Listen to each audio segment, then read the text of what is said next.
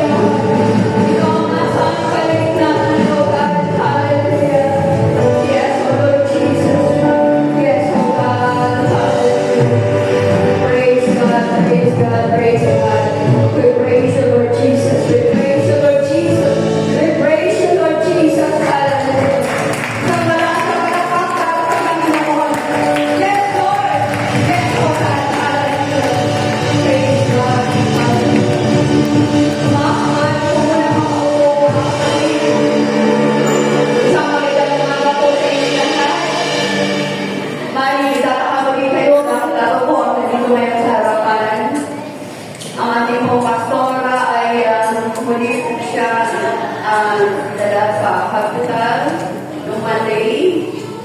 Inulit po yung kanyang pag-graspa bakit po sa kanya sila last time. Dahil yung graspa po niya nung una ay kulang pa pala. Kunti lang yung natanggal. Kaya inulit po ulit at siya po ngayon ay nagpapahinga. Kaya po mga kapatid, ating pong patuloy na isama sa ating pong mga panalangin. Patuloy na pagaling na ating pong pastora. At nagkaroon po ulit ng bagong biopsy. At nawa ang result, ating pong pagkaking sa Panginoon, na nawa po ang result ay binahin po ulit, hindi po cancer. At patuloy na mga pasaluban na ating pong pastora ng kagalingan. Amen? Sama-sama po tayo mag-pray para po sa kanyang mga kapatid. Praise God. So ngayon po umaga, ibabahagi ko po ang salita ng ating Panginoon. Pinigilig ko po na huwag po kayo sa akin tuloy. Bagus po makinig po kayo sa salita pa ng ating Panginoon. Dahil tunay po na salita pa ng ating Panginoon ang ating pong pakiligan ngayong umaga. Ang salita pa ng Panginoon ay mula po ito sa aklat po ng Obadiah. Sino po ang nakabasa na sa aklat po ng Obadiah or Obadiah? Obadiah or Obadiah. Ang aklat po na ito, mga kapatid, ito po ay saan po natin ito matatagpuan. Ito po ay matatagpuan po natin sa Lumang Tipan. Sa Old Testament po ito, mga kapatid. At si Obadiah, isa po siya, o ang aklat ng Obadiah, ay one of the books of the minor prophets. Minor prophets. One of the books of minor prophets po, mga kapatid. Ang minor prophets book, meron po itong 12 the books sa Lumang Tipan. Kung sino po ang nakakabasa sa mga aklat ng mga minor prophets.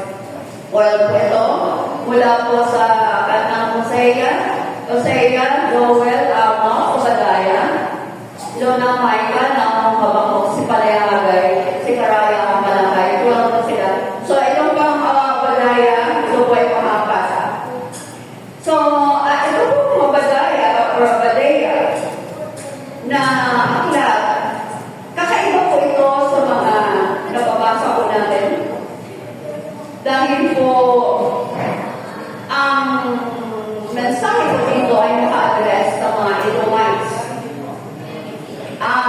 Naka-address po ito sa mga Edomites po, mga kapatid. So, mamaya po alalaman natin kung sino ba ito, mga Edomites.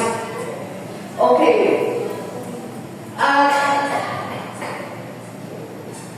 Bago po natin basahin yung book na ito, dahil babasahin po natin mula verse 1 hanggang 15.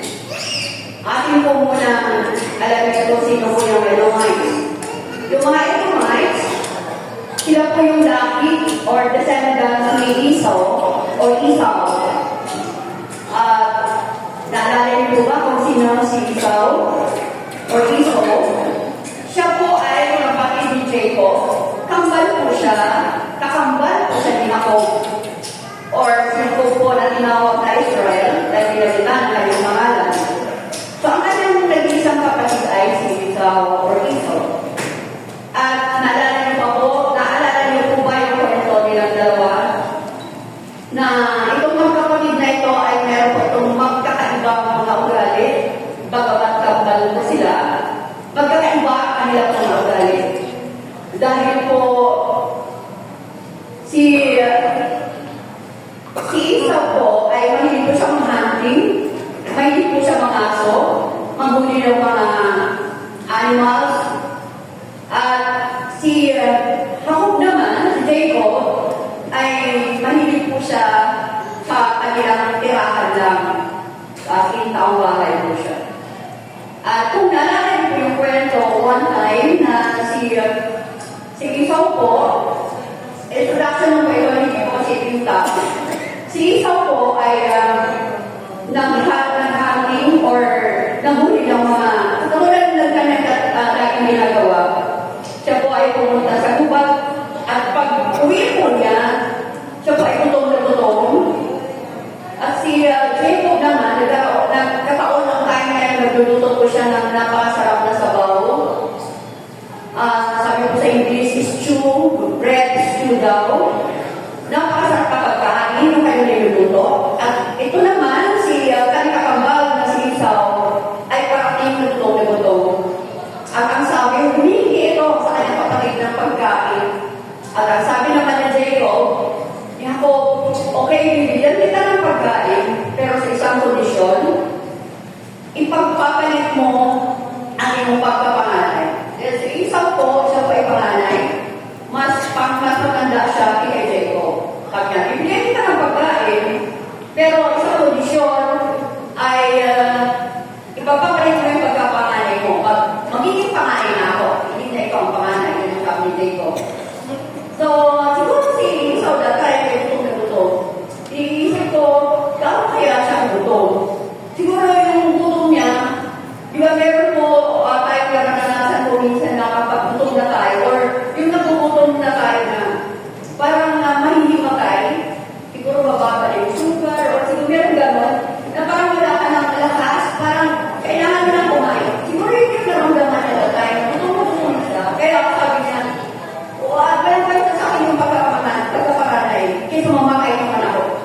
Kaya kumain siya na ipagpalit yung kanyang pagkapanganay pagiging panganay si Jacob. Yung kanyang birthright, pinagpalit tayo na doon sa isang perasong sabaw.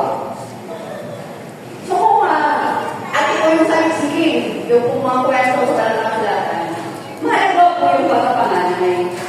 Bakit po? Sa kanila pong panahon, yung mana ng isang panganay ay doble sa mana ng iba diyang mga kapatid. Yung isa pong rebellion yan. Pangalawa, kapag kapanganay ka, at lalo na kung kayo po ay pagkaan ng mga royal or mga hari or mga anuman or matataas na tao, pag panganay ka, ikaw yung magmamana, ikaw yung number one na may karapatan na magmana sa tao nilang patriarch. Or ikaw yung hari, ikaw yung susunod na magiging nagpapagmana ng trono. Or kung ano man, kung ang dugo na meron ka, nakikilala ng nation, ikaw yung magiging kasunod na yung mga. Yun yung panganay.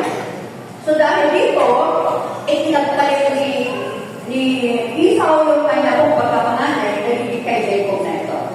At hindi lamang yun. So nakuha ni Jacob yun, sinasamantala niya yung gutom eh. Pero kung gano'n, sinasamantala yung gutom. Pinagpalit naman dun sa sabaw. Okay. Hindi lang yun. May ginawa pa ito si Jacob dun sa iyo sa isang nagkakapal. Ginawa pa.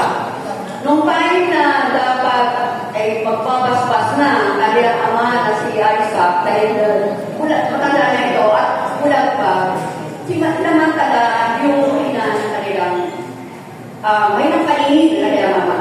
Nasabot naman dito yung ina. Si Esau kasi, balbog siya. Kung kapain mo kanyang mga braso, etc. ay balbog siya. Jacob ay makinis. Pero, para po makuha ni Jacob yung basbas mula sa kanilang ama, dahil mahalaga yung basbas. So, para makuha ni Jacob yung basbas na yung blessings na napakagandang blessings para lamang sana sa isang panganay. Kumuha sila ng paraan kasama yung kanilang ina na sa Rebecca. Nilagyan niya ng mabalahibo yung braso ni Jacob at sinuotan ng kasuotan na damit ni Esau para mag-amoy siya, amoy pawis siguro. Kasi si Esau may hindi na maghandi. So, hindi amoy pabango. Amoy pawis siguro siya. Sinuot ito kay Jacob. Kaya nung lumapit ito sa kanilang ama na si Isaac, kahit na ang boss si Jacob ay lumabas na boss niya talaga. Pero ang kanyang amoy, pati yung kanyang braso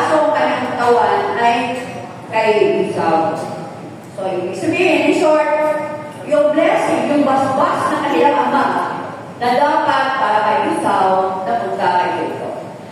So dahil dito, yung dalawang magkapatid, nagkaroon po sila ng alitan, hindi na po sila naging close, nagkaroon sila ng samaan ng loob. Dahil sa galing ni Esau, ito naman si Jacob ay pinaalis na kanyang ina para hindi ito makatikim ng galit ng kanyang kapatid. So, inilayo si Jacob. So, yun po yung kwento na magagamit po natin dito sa ating pong pag-aaralan. So, ngayon po, mga kapatid, sabi ko nga yung ating pong pag-aaralan ay mula po sa aklat ng Obadiah. Makibukas po kayo sa akin sa aklat po ng Obadiah. Ang aklat po ng Obadiah, ito po ay the shortest book in the Bible.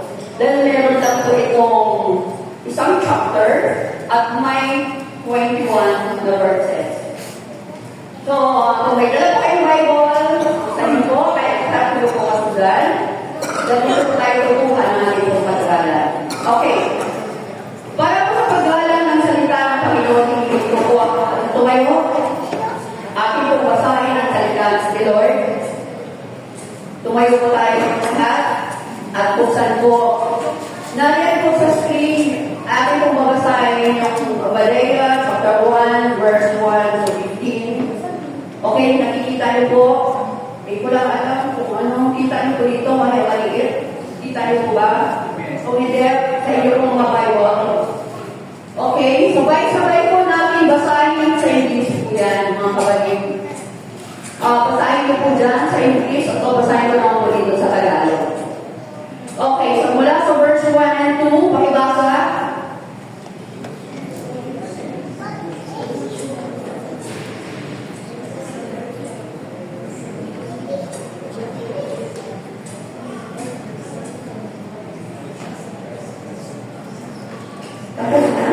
Thus says the Lord God concerning Edom, we have heard a report from the Lord, and a messenger has been sent among the nations. Rise up, let us rise against her for battle.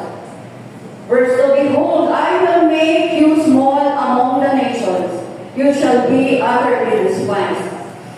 May narinig kaming ulat buhat sa Panginoong Yahweh. May isang sugo na pinadala sa mga bansa. Kumanda kayo at ang Edom ay salakayin. Sinabi ni Yahweh sa Edom, gagawin kitang pinakamahinang bansa at kamuhian ka ng lahat ng mga tao. Sa next slide, 3 and 4, pakibasa, sabay-sabay ko na basahin. The pride of your heart has deceived you, you who live in the clefts of the rock, in your lofty dwelling, who say in your heart, who will bring me down to the ground? Though you soar aloft like the eagle, though your nest is set among the stars, from there I will bring you down, declares the Lord. Nilitang ka ng iyong kayabangan, dahil ang kapitolyo mo'y nakatayo sa balak pakukuhay. Dahil ang tahanan mo'y nasa matataas na kabundukan, kaya sinasabi mo, sinong makapagpapagsak sa akin? Sa next slide, sabi po dyan, if thieves came to you, if plunderers came by night, how you have been destroyed. Would they not steal only enough for themselves? If great gatherers came to you, would they not leave gleanings? How Esau has been pirates, his treasure sold out. Kung sinabi dumating ang magnanakaw, at kinukuha lamang niya ang kanyang magustuhan, kapag ang mga tao'y naninitas ng ubas, kahit kaunting bungay, nagtitira sila. Ngunit ang mga kaaway mo'y walang nagtitira kahit isa. Sa next slide po, sa verse 7, basa po ulit. All your allies have driven you to your border. Those at peace with you have deceived you. They have prevailed against you. Those who eat your bread have set a trap beneath you. You have no understanding. Nilintang tayo yung mga kapanalig. Itinaboy ka mula sa iyong lupain.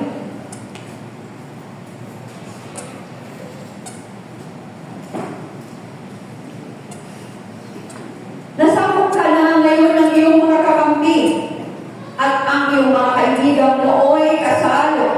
Ngayon naglagay ng patibong para sa iyo. At kanila pang sinasabi, nasaan na ang kanyang katusukan? Okay, so next slide. Verse 8 to 9. Will I not on that day, declares the Lord, destroy the wise men of Edom, and understanding out of Mount Esau, and the mighty men shall be dismayed of Lebanon, so that every man from Mount Esau will be cut off by the slaughter. Sinabi ni Yahweh, darating ang araw na pagparusahan ko ang Edom, lilipunin ko ang kanyang mga mataginong tao, at ang kalaman nila ay aking papawiin, mga mandirigma ng Teman ay pawang nagsisinda, at ang mga kawal ng Edom ay malilipol na lahat. So verse 10 and 16 sa next slide. Sabi ko dyan, because of the violence done to your brother Jacob, shame shall cover you, and you shall be cut off forever.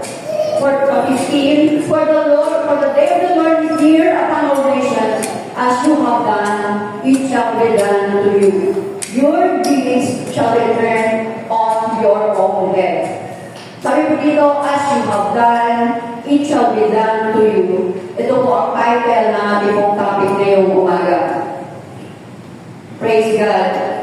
Sabi po sa Tagalog, dahil sa ginawa mong kakasanan sa kapatid mo si Jacob, sa kahigi ay malalagay ka at nahihiwalay sa aking magpakailanman. Praise God. Purihin po ang Panginoon po mga kapatid. Tayo po ang manalangin, bigyan tayo gabay sa Panginoon. Praise God. Hallelujah. Mga banal, Diyos namin mahabagin, amin pong binasa, ang iyong pong mga salita. Ngayong umaga, Panginoon, ipaliwanag mo po ito sa amin naman. Kapag gusto namin itong maunawaan. Lord, hindi lamang maunawaan, dalangin po namin na buksan niyo po ang aming pong spiritual eye. Buksan niyo po ang aming pong spiritual ear, O God. At patuloy pa, buksan mo pati ang aming mga puso. At nawa aming pong malamnam. Nawa po, Panginoon, aming pong maramdaman. Ang mensahe mo ngayong umaga, O God.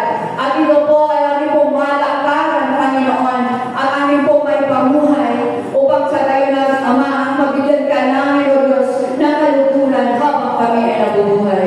Lord, kayo pang mahusa, kayo pang magsalita at tinig mo, Panginoon, ang patuloy na marinig namin lahat, Panginoon. Ang kapulihan ay para sa iyo lamang, O God. At ikaw lamang po ang siya, ang tanging may taas ngayong umaga. Hallelujah.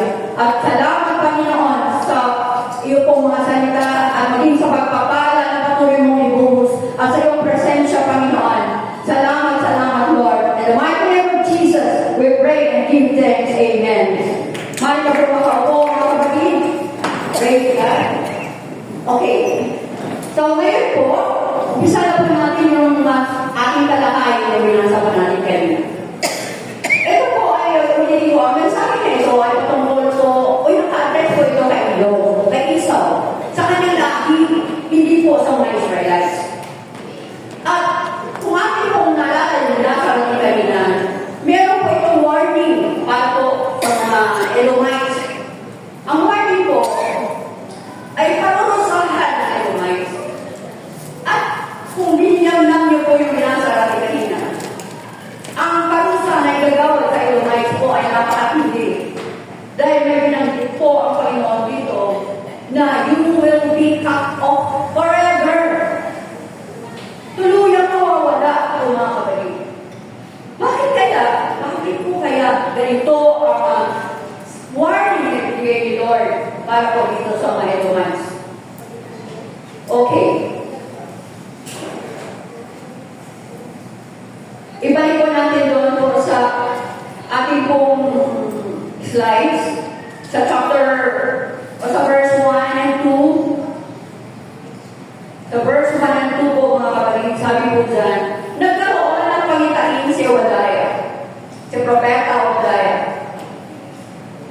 Thus says the Lord, sabi niya, nakarinig ako ng report na meron pong sugo mula sa langit na nagsasabi na lulusugin natin ang Edomites o Edom. Lulusugin nila ng araw na yun. Yun po ang narinig ni Obadiah sa kanya po pangitain. Itong mensahe na to ay kanya rin namang pinarating sa mga Edomites. Okay. Sabi po dito, kumanda kayo. Kayong mga Edomites ay sasalakay. Sinabi ni Yahweh sa iyo, gagawin kitang pinakamahinang bansa at kamukuhian ka ng lahat ng mga tao. Yun ang isang unang mensahe ng Panginoon sa mga Edomites. Gagawin kitang pinakamahinang bansa. Ito ang sabi ng Panginoon sa kanila. Ibig sabihin po pala, nung kahit ngayon, ang Edomites po ay malalakas. Malalakas po sila. Pag sinabi mo pong malalakas, marami silang warriors, marami silang mga sundalo. Hindi sila ganun kadaling lipunin. Hindi sila ganun kadaling na lusugin dahil malalakas sila. Pag sinabi malalakas, marami silang mga kabayo, marami silang mga sundalo, marami silang armas. Kasi nung panahon yun, malakas ka, malakas ang isang kaharian o malakas ang isang nasyon. Kapag maraming kabayo, kasi kabayo, pinagamit noon. Katulad ngayon, mga jet na, di ba? Ang mga panglaban noon ay mga espada, mga bana. Pag maraming mga ganito, mga armas ng mga tao noon, sila po ay malalakas. Hindi po kagaya na ngayon, ano po, para malakas na mga missiles, meron kang kagamitan panglaban mga kapatid. Kung nuklear o malayo sa panahon noon. Pero sa panahon noon, kapag meron kang ganito kadami, marami kang mga sundalo, marami kang armas, marami kang mga kabayo, malakas ka. Sumayin mo itong laki ni Esau, itong mga Edomites, malalakas sila. Pero dito sa verse 1 and 2, nasa natin, ang sabi ng Panginoon sa kanila, gagawin kita ang pinakamahinang bansa. Okay, from malakas, gagawin sila na pinakamahinang bansa. Ito ang sinabi ng Panginoon. At kamuhian ka ng lahat ng mga tao. Kamuhian. Ibig sabihin pala, bago sinabi ng Panginoon ito sa kanila, sila ay maraming kakampi.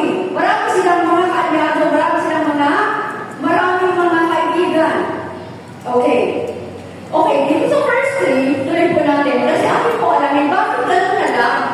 Gano'n na lang ang mensahe ng Panginoon sa kanila.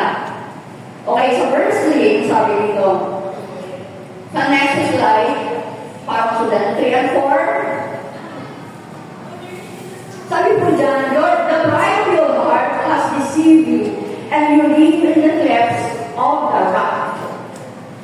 And your lofty dwelling, you say, my heart will bring me down to the ground. Ninilang ka ng iyong kayabangan. Mayabang pala sila. Nagyabang. Dahil ang kapitolyo mo ay nakatayo sa batong buhay. At dahil ang tahanan mo ay nasa matataas na kabundukan. Noong panahon yun, mga kapatid, kapag ang tahanan or ang isang dami ay nandun sa isang mataas na lugar, lamang sila sa kanilang mga kaaway. Bakit po? Pag nasa mataas na lugar, pag mayroong magkakatakan sa kanila na umakyat o lusugin sila, makikita nila agad. Ang buong paligid na nandun sa taas ay nakikita nila yung kung nasa baba. So kapag mayroong magkakatakan na lusugin sila, napakadali po nilang tiramin ito. Amen? So dito, sinabi, nilindang ka ng iyong kayabangan. Nagyabang kasi sila dahil nandun na sila sa mataas na lugar. At ang sabi pa nga nila dito sa verse 3, sino nakakapagbago sa amin? Ganito ang kanilang mga sinasabi. So, nagmamalaki sila. Okay, tuloy po natin basahin sa 4 and 5. Sa next slide. Ang sabi pa ng Panginoon dito, if thieves came to you, if plunderers came by night, how you have been destroyed. would they not steal enough for themselves? Kapag daw may magnanakaw, ang mga magnanakaw ay kumukuha lamang ang kanilang gusto. Kapag meron daw makukuha sa iyong mga pananim, yung mga tao na nakukuha ng mga pananim ay nagtitira. Diba? Pero dito, sabi ko sa verse 6, how Esau has been pirates, his treasure sold out. Ang kayamanan daw po ni Esau, ang sabi po, unahin ng Esau ang yaman mo'y sasamsamin at ang lahat ng sayo'y kukuhanin. Wala daw pong ikitira sa yaman ni Esau. Ito ang sabi ng Panginoon. Kukuhanin lahat ng kayamanan mo. Kukuhanin lahat ng meron ka. Walang ikitira sa'yo. Kung ang magnanakaw ay nagnanakaw sila, at nagtitira pa, kinuha lang nila ang kanilang gusto. Pero ito, yung papasok sa'yo, wala siyang nagtitira sa'yo. At yung mga kukuha ng iyong mga pananim, kung magtitira yung iba, pero ito yung lulusog sa'yo, walang ititira, wala ka nang makukuha ng kayong pagkain. Kasi wala nagtitira sa'yo kahit hindi. Ito po ang sinabi ng Panginoon sa kanila. Na as in, lahat po na meron sila, ito po ay mawawala dahil kukuhanin po ito ng Panginoon. Ito po ang sinabi o dahil sa kanila. Okay, ituloy pa po natin kung ano pa po yung sinabi ng Panginoon dito sa verse 7. Sabi dyan, all your allies have driven you to your border. Those who have peace with you have deceived you. They have prevailed against you. Those who eat your bread have set a trap beneath you. You have no understanding. Ang sabi po, ang iyong mga kaibigan, ang iyong mga kapanan, ay tataboy kanila mula dyan. Ilalayo kanila sa iyong kinaroroonan. Itataboy kanila. Ang mga kaibigan mo, na dati mong kasalo, sila ngayon ay maglalagay ng trap, maglalagay sila ng bitak sa iyo. Ito po ang sabi ng Panginoon sa kay Esau. Dahil marami sila kaibigan, marami sila kapanan. Pero this time, sabi po ng Panginoon, sabi po ni Yahweh, sa mga angkan ni Esau, ang mga kaibigan mo ay maglalagay ng trap sa iyo. At sila ngayon ay lilang kanila na hindi mo alam. Okay, sa verse 8, kung mga kapatid. Sa verse 8 to 9. When I know that day declares the Lord, destroy the wise men of Edom, and understanding out of Mount Esau, and your mighty men shall be dismayed of Teman, so that every man from Mount Esau will be cut off by his slaughter. Okay, sa Tagalog po, ang sabi po dyan, ang mga nagdirima ng Teman ay pawang masisida. Ang mga kawal ng Edom ay malilipol na ang lahat. Sabi po, sinabi pa ni Yahweh sa idating ng araw na paparusahan ko ang Edom. Lilipulin ko ang kanyang mga matatalinong tao. As in, gano'n na lang kagalit o kagalit ang ating Panginoon sa lahi ni Esau that time. Kaya lilipulin niya pati matatalino, lilipulin niya pati mga sundalo. Lilipulin niya mga kawal ng mga Edomites, mga kapatid. Okay, bakit nga ba? Bakit kaya ganito ang galit ng Panginoon sa mga Edomites? Ano na kaya ang kanilang ginawa? Okay, yung sagot po sa tanong na ito ay makikita po natin sa susunod ng mga verses po, mga kapatid. Doon sa verse 10, mula verse 10 hanggang 15, sabi po dito, dahil sa ginawa mong karahasan sa angkan ng kapatid mo si Jacob, sa kahihiyay malalagay ka at mahihiwalay sa akin magpakailanman. May ginawa pa ng masama itong lahi ni Esau sa mga lahi naman ni Jacob o walang ibang mga Israelites. Meron pala silang ginawa na hindi maganda nung nagbigay galit sa Panginoon. Kaya ganito na, gano'n na lang ang galit ng Panginoon sa kanila. Alam po natin kung ano yung ginawa ng descendants o ng lahi ni Esau sa mga lahi ni Israel. O yung natin sabihin, alamin po natin, anong ginawa ng kapatid niyang si Esau sa kapatid niyang si Jacob, si magkapatid nga sila,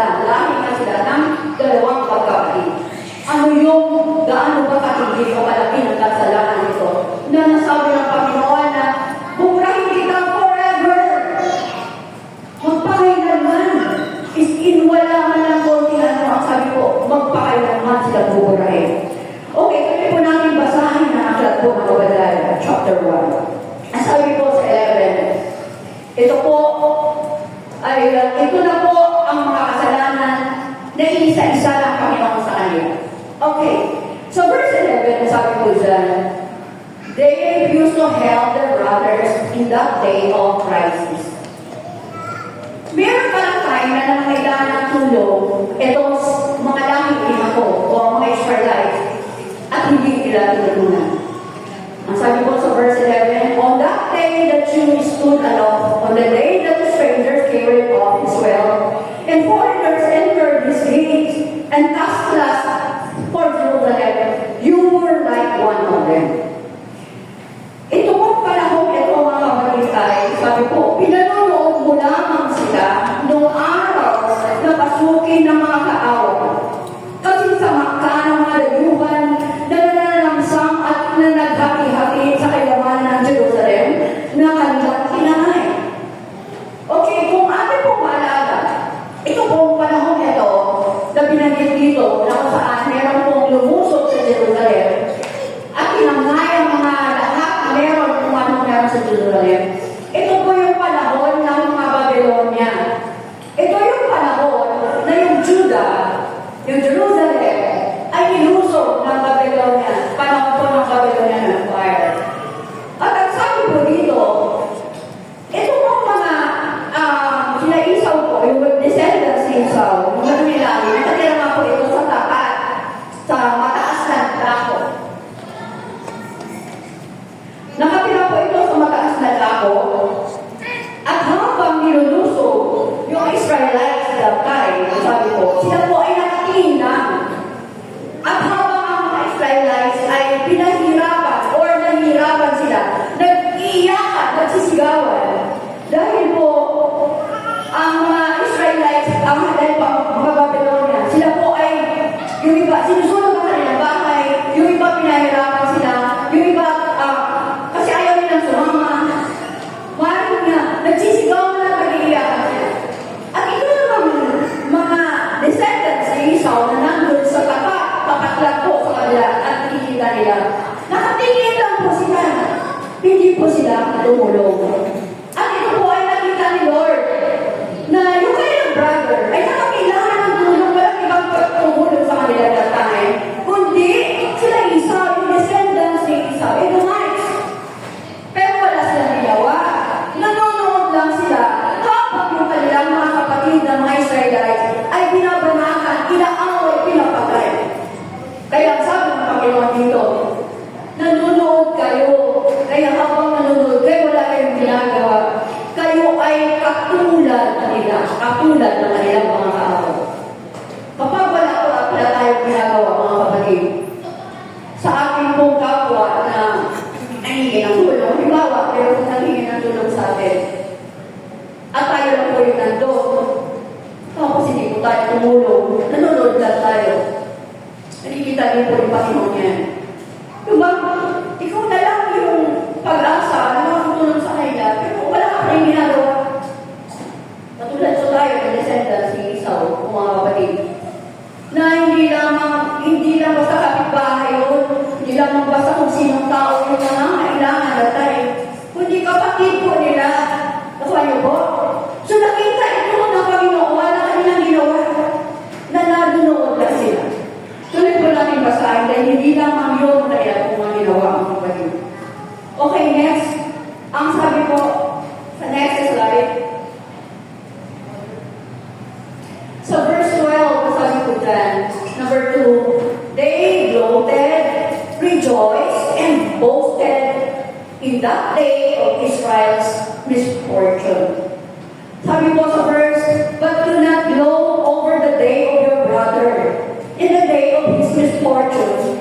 Do not rejoice over the people of Judah in the day of their ruin. Do not boast in the day of distress. Sabi po sa Tagalog, hindi mo dapat ginagawa ang kapahamakang sinapit ng iyong kapatid sa lupain ng Judah. Hindi ka dapat naganap sa araw ng kanilang pagkawasak. Hindi ka dapat naging panalo sa araw ng kanilang kasawiran. Kaya ito pala, yung mga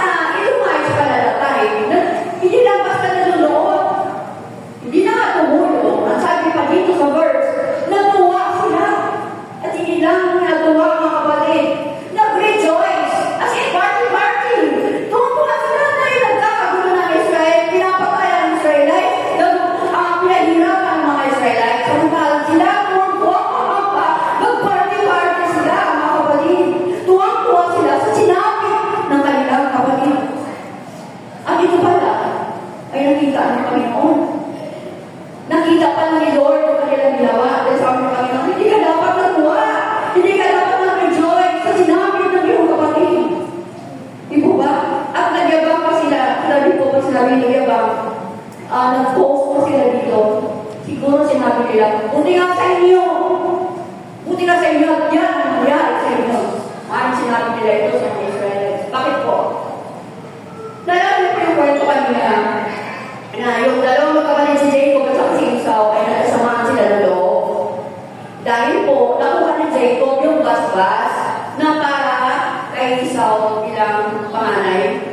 Nakuha ni Jacob ang karapatan na pagkapanganay ng birthright dahil pinagbili naman ito ni Esau sa kapirasong sabaw, pinagpalit naman ito ni Esau. So, ang blessing ay napunta kay Jacob, galit na galit si Esau doon. At hanggang sila nagkalayo silang dalawa.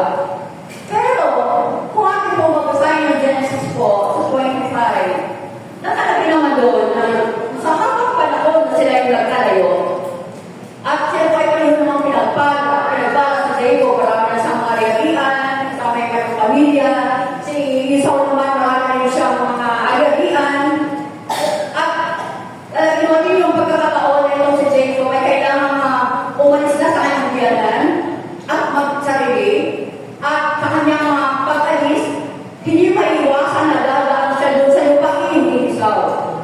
So sa kaso niya, na maaaring nagtalim pa ng galit ng kanyang kapatid sa kanya, siya po ay nagdala ng maraming handog para kay Esau, maraming gift, maraming mga kaibanan na kanyang ibibigay para sa kanyang kapatid. At nagtagpo pa silang dalawa. Dahil siyempre, pinaisip ko lang, nagtagpo sila, nagkita sila, at dahil na sila po ay nagkapatawaran, sila ngayon ay nagbalik yung kanila pong damdamin bilang magkakapatid. Ang sabi ni Esau, hindi ko tatanggap yung iyong regalo dahil marami rin ako yan. Kasi pinagpala rin si Esau. At si Jacob pinagpala rin. Pero pinili ni Jacob na ibigay yung mga regalo na yung mga kayamanan na yung para kay Esau para magkapatid sila. So in short, magkapatid na sila. Magkapatid na yung magkapatid. Yung kambal. Pero, sila lang yung magkapatid. Eh yung angkan, meron pa rin yung mga sama ng loob, yung mga nakaalala, ako, salbaan yan, yung dahil niya, siya ito ginawa sa ating ninuno. Meron ganun eh. Nagkapatid na yung talagang mag-aaway, pero meron yung mga kakampi, ay hindi. Ayoko silang patawagin. Meron ganun. Nagkapatawaran na yung talagang original magkalaban. Pero yung mga kakampi dito, di ba meron ganyan? Ayoko silang patawarin dahil sa mga nila. Di ba? Kasama sa atin, nagkapatid na itong mga, kasi kami dito, ulungan dito, ulungan doon. Tapos nagkapatid itong dalawa, nag-iwan itong mga kakampi. Sila nagkapatid. Okay, ito yung nangyari mga kapatid. Yung nakikinig sa at ang Israelites, meron pang nagtalim na galing sa kanila. So this time, nung makita nila na ang mga Israelites ay pinahirapan ng Babylonian Empire, sila ay nagkala, tuwang-tuwa sila. Buti nga sa inyo, kasi salbang kayo. Buti nga sa inyo, yan ang sinabi niyo. Ganun ang kanilang sinabi. Pero ito po mga kapatid ay nakita ni Lord. Bakit po? Dahil hindi maganda yung kanila pong mga binigkas para sa kanilang kapatid. Na ang kanilang mga kapatid ay nagdudusa, nahihirapan ng mga kalaban, pero sila ay nagsisigawan sa tuwa sa galat. Amen? Okay, the next po, number 3 sa Balaya 13, sabi po dyan, they looted Israel's properties. Sabi po dito sa verse, do not enter the gate of my people in the day of their calamity. Do not gloat over his disaster in the day of his calamity. Do not loot the sweat in the day of his calamity. Paulit-ulit. Sa Tagalog po ang sabi, hindi mo dapat pinasok ang lungsod ng ating bayan. Ni pinagtawanan ang kanilang kasawian at sinasama pa ang kanilang kayamanan sa panahon ng kanilang kapakanan. Okay? Una, nakakinig sila sa mga ginagawa ng mga Babylonian, sa mga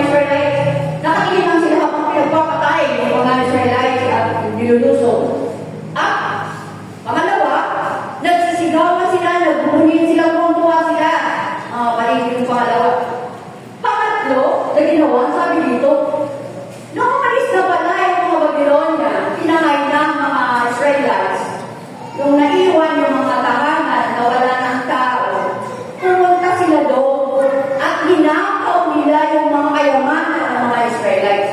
Ito po ang sabi sa verse 13. Pumasok sila sa gate ng mga Israelites, ninakaw nila yung mga kayamanan na naiwan, ninakaw ang mga Edomites. Hindi po ang sama. Pero itong ginawa nila mga kapatid, nakita ito ng Panginoon. Kita-kita ng Panginoon yung kanilang pong mga ginawa. Ayan. The next, number 4. Sabi ko dito, they conspired with the enemy.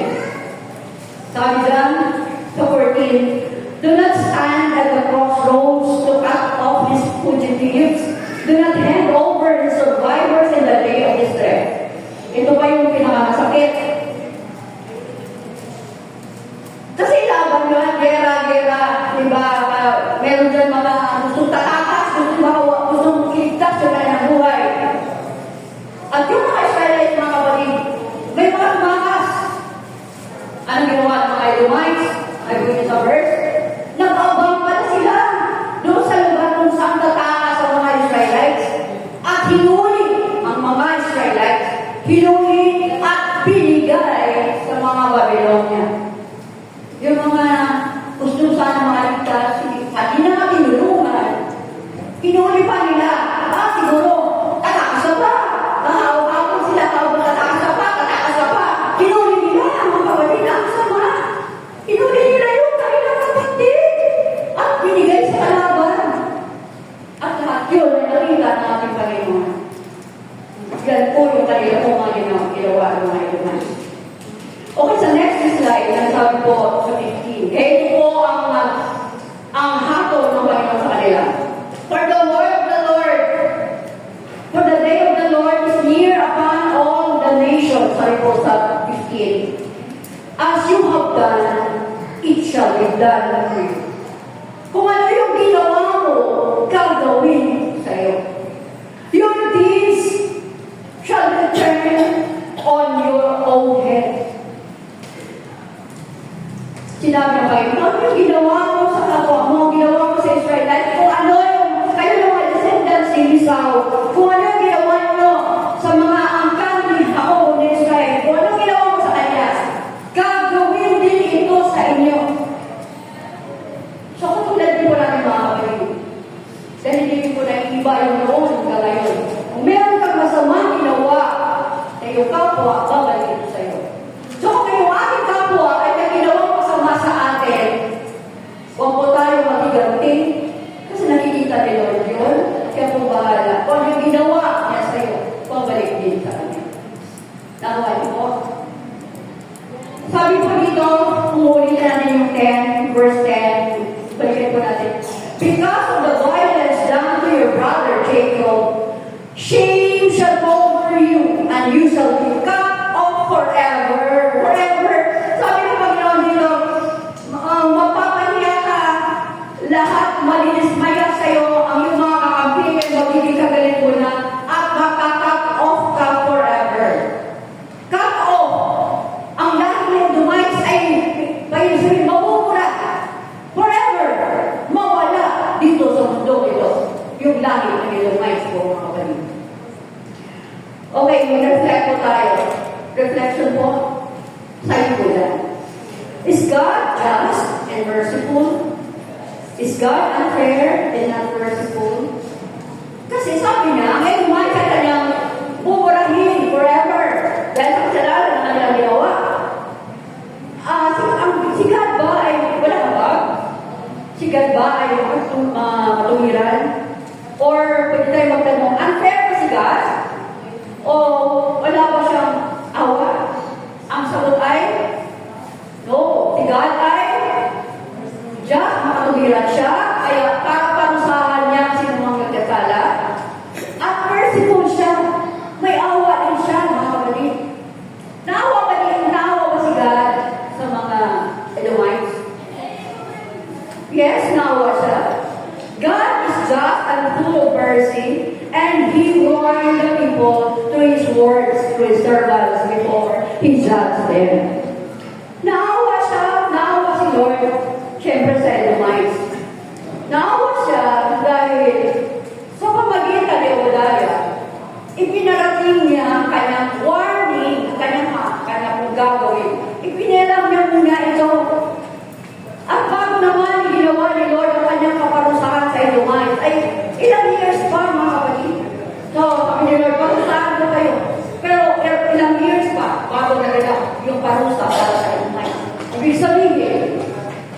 dahil nagbigay ng warning si Lord, may hawag siya.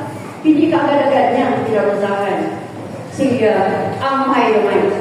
Mababasa natin, mapapatunayan natin na si Lord ay makakagin at hindi niya gusto na may masamang mangyari sa mga sinuman. Sa Ezekiel chapter 18 verse 23. Sa next slide. Sabi po dyan sa Ezekiel chapter 18 verse 23. Do you think that I like to see wicked people die? Akala niyo ba nalulula ko kapag may mga tao na mamamatay? O mga wicked, kahit mga wicked sila, sa tamang tao na mamamatay? Akala niyo ba na nalulula ko? Says the sovereign Lord. Of course not. I want them to turn from their wicked ways and live. Gusto ko silang manumbalik. Gusto ko silang magsisi sa kanilang mga kasalanan upang magbuhay.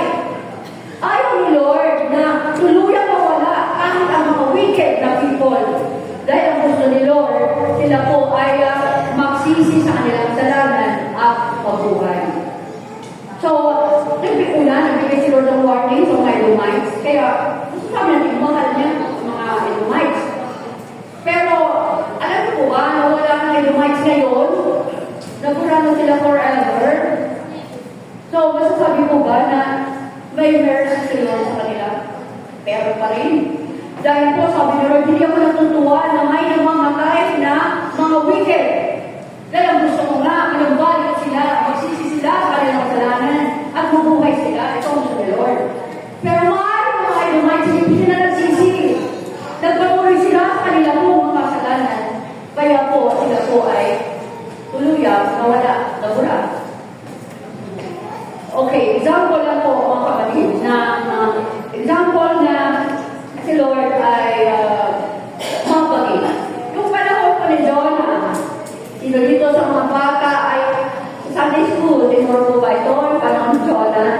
Si Jonah, di ba? Inususan si Jonah na mangaral sa Nineveh para iparating ang mensahe ni Lord dahil within 3 days or after 3 days, gugunawin yung Nineveh. Diba? Pinadala si Jonah doon para sabihin sa kanila na within 3 days, gugunawin ko ang Nineveh. So, kaya pinadala si Jonah doon, ipaalam sa Nineveh, dahil mahal ni Lord ang mga wicked na taga-Nineveh. Bago niya parusahan, kailangan ipaalam doon na yung parusa sa kanila. Pero alam mo ba yung mga taga-Nineveh kung ano gano'n sila kasama? Yung taga-Nineveh po, sila mga Assyrians.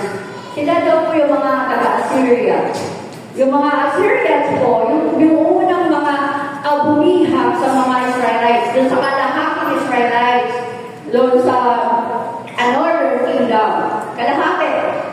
Binihag na unang binihag yung mga Israelites na kalahati. Pangalawa itong Judah sa Southern Kingdom. Okay, itong mga Assyrians na to, sobrang lupit. Pinabalatan daw po nilang buhay ang kanilang pumamana ang huli. At hindi lang yun, yung gusto nilang bihagin, nilalagyan nila ng parang biwit dito sa ilong at inihila nila yun hanggang papunta doon sa kanila. Ganun sila kasama. Kaya maaari ito si Jonah, ayaw niyang mangaral doon. Dahil sabi niya, alam niya, ang kasamang tao yung mga taga-Nineveh, yung Assyrians. Siguro sabi ni Jonah, hindi na kailangan pang pangaralan ng mga yan, dapat yan patayin na agad dahil kasama nila. Diba? Ayaw nga yung mangaral doon eh.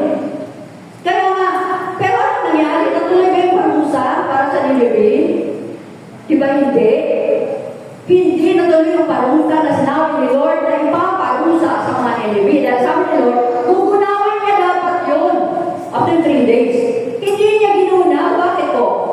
Kasi yung hari ng Nineveh, anong ginawa? Nag-declare siya ng fasting, nag-declare siya na lahat ng tao ay luluhod at tatawag sa Diyos. Nagpakumbaba sila sa Panginoon. Nagsisi sila sa kanilang mga kasalanan. Kaya hindi po natuloy yung parusa na dapat sa kanila. Kaya po, ayun, nadismaya ka si Jonah. Bakit po? Ayan, hindi naman pinarusahan. Pinatawag. Ayaw ni Jonah talagang patawarin. Dati sila nga sama-sama, pero dahil gaano nila kasama. Sila na tayo ay nakinig sa salita ng Panginoon na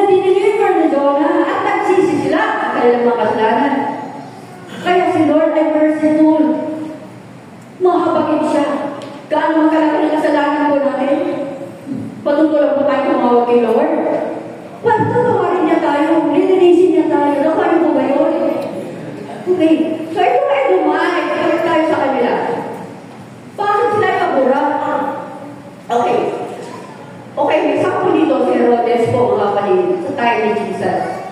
Si Herodes po, isa po siyang Edomite. Isa po siya mula sa lahi ni Esau. Ginawa po siyang hari, inapoy siyang hari ng Roman Empire, Romano, the time kasi Roman Empire na po yun.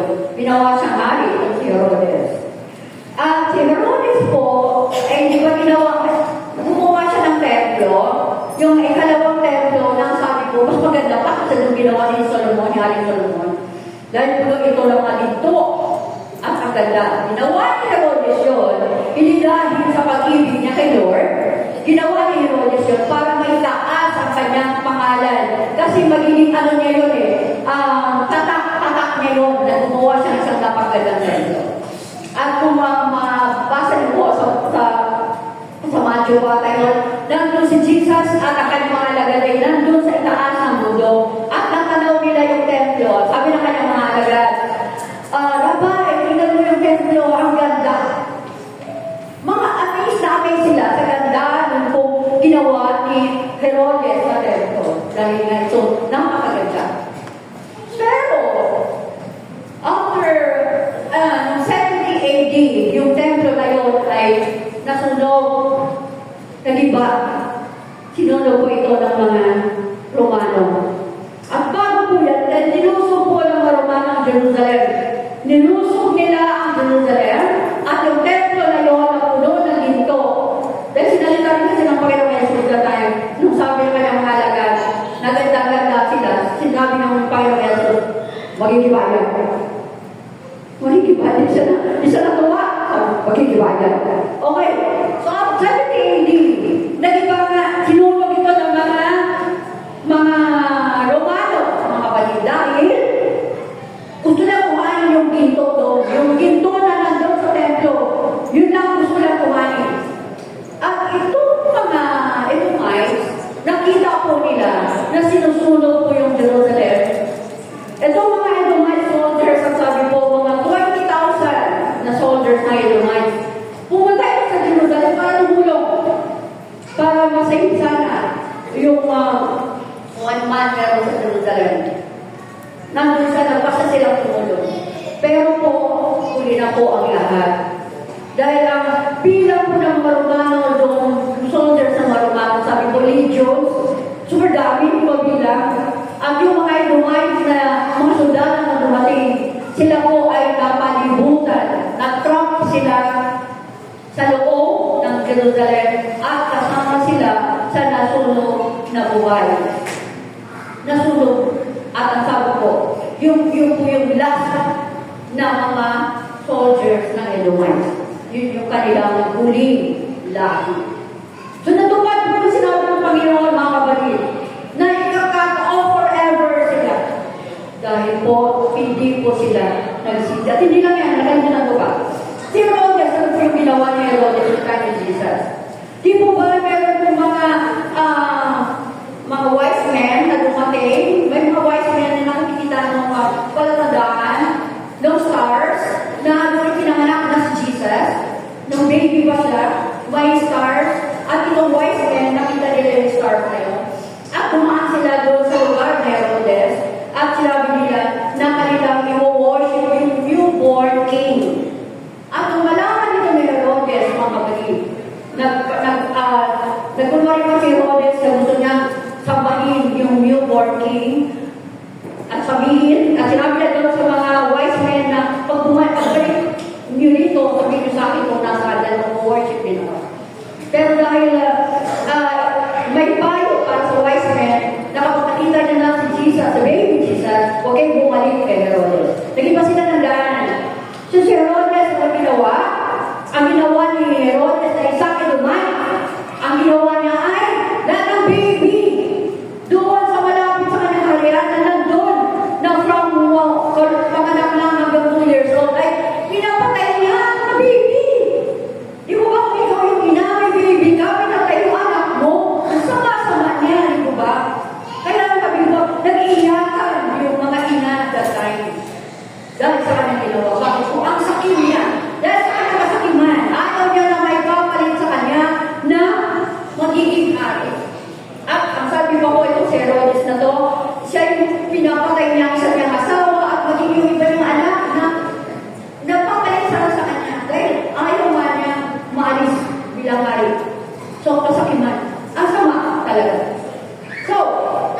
tuloy po.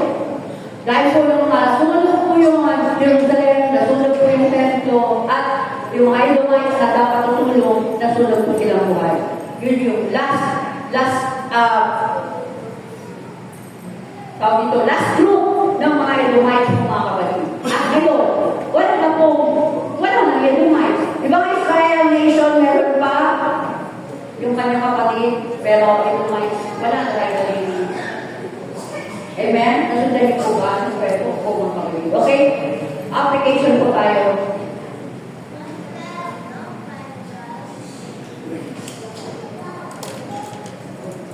Mababasa po natin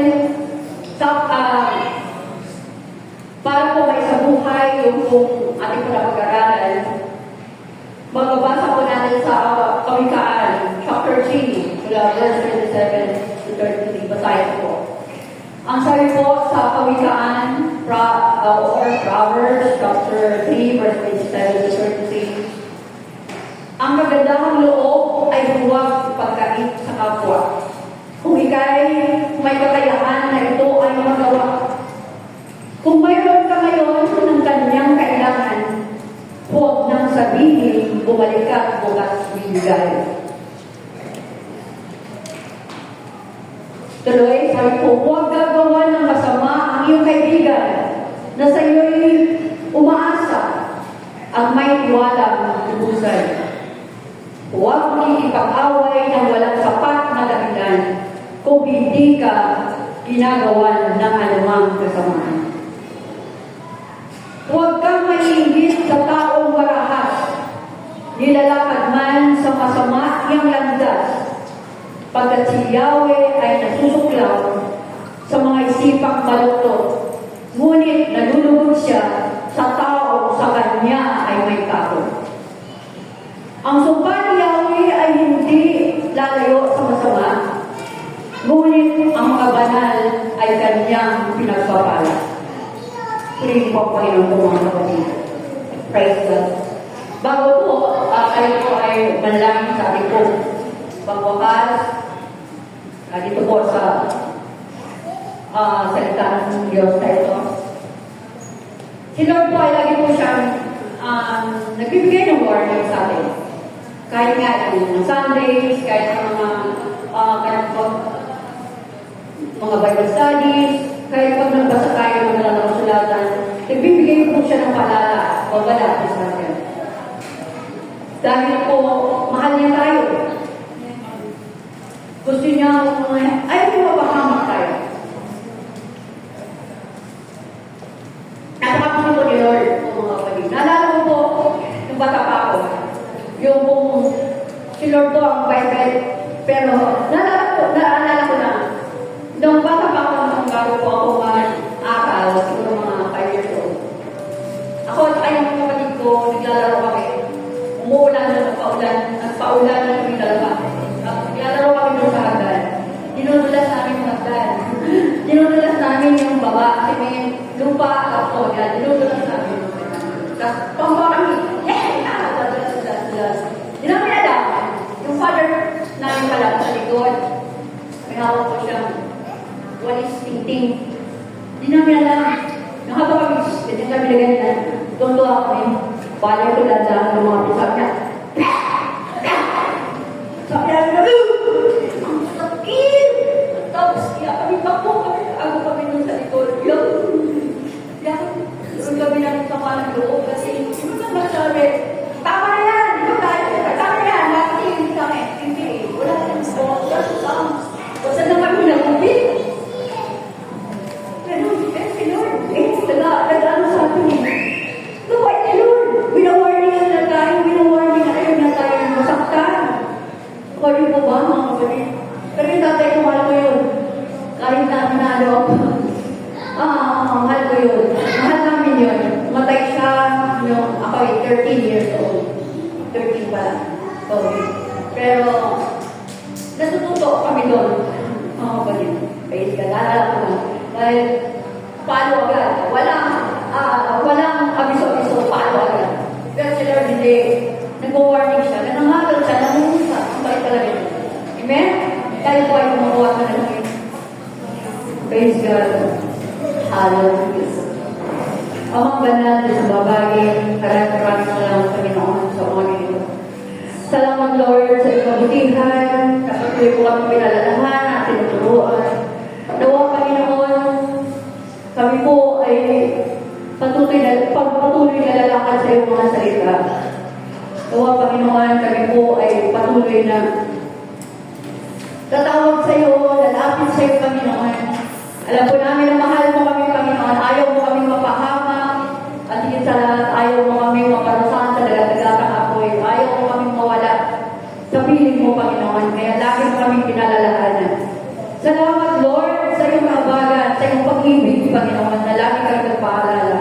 Nawa hindi namin ito makalimutan na nawa ito ay lagi po namin daladala saan man kami magpunta. Ang iyong mga pangalalal, ang iyong mga paalala. Salamat o Lord sa iyong pag-ibig sa bawat isa. Ito po ang aming sakot kalangin. In the mighty name of Jesus, we pray and amen.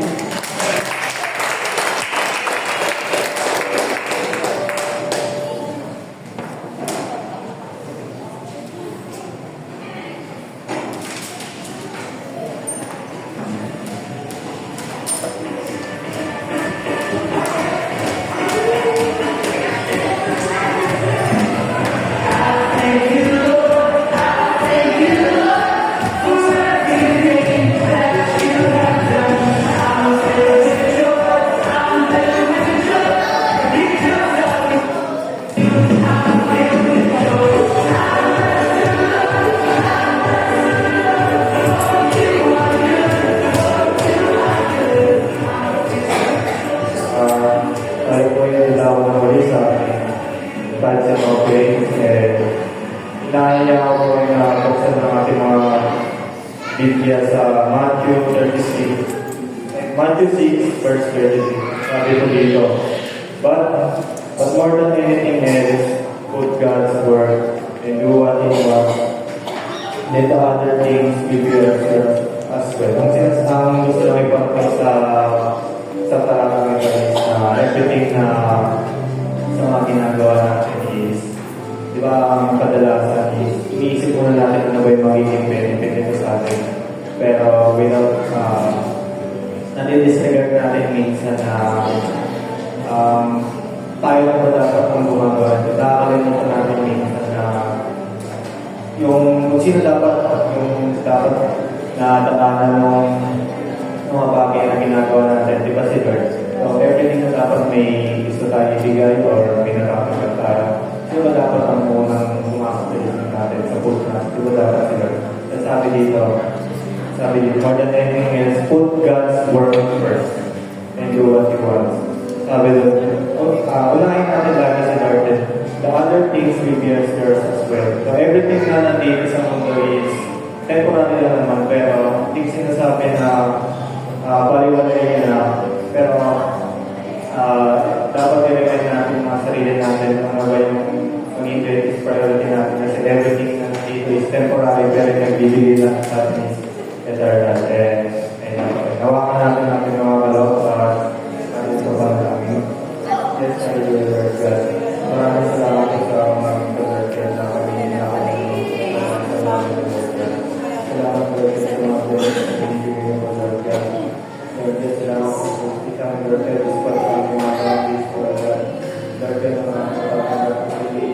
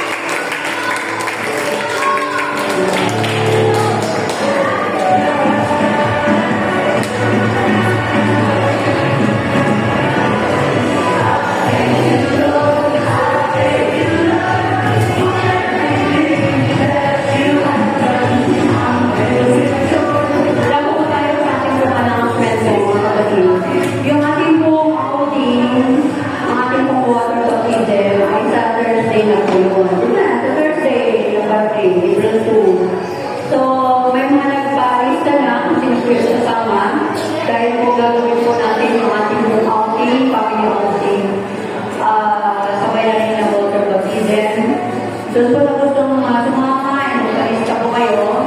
At meron lang po tayo babayaran na 200 per head. At yung bata ay bata. At sa kalista bata, 100. Pero hanggang may ilaw pa yung bata.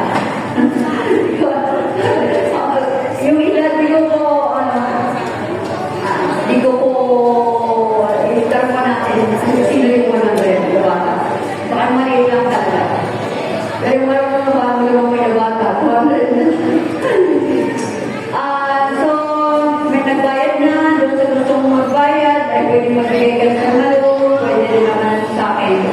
So, yun po ay ating po, pandagdag lang po yan, kasi ang mahal talaga. Nagdata tayo doon, pero 200 lang po yung amin po usapan na utusin hingin sa inyo bilang share. Baka nga total ay mahal po siya talaga. Pero hindi naman ako mamamasaki ng malaki dahil na heritage lang naman po. Kasi ganda ay pwede na.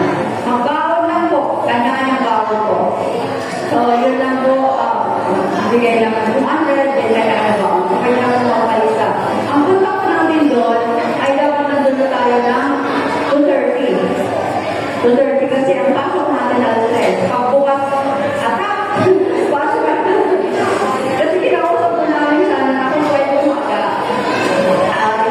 Sa mamay. Kasi yung time, na meron pa palang mga ang ano po kasi nila cut-off in 12. Meron pa mga ilong gamit, mga 12 ang hari.